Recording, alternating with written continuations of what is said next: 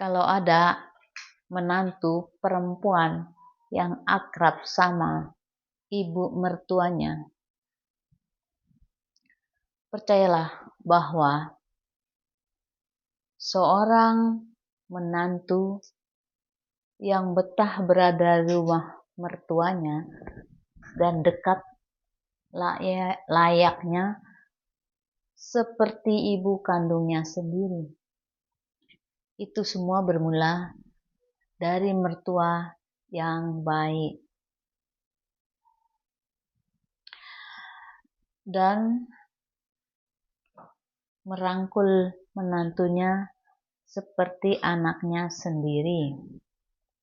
Dan di sisi lain, suami memuliakan istrinya dan tidak membuat seperti pembantu di rumah ibunya.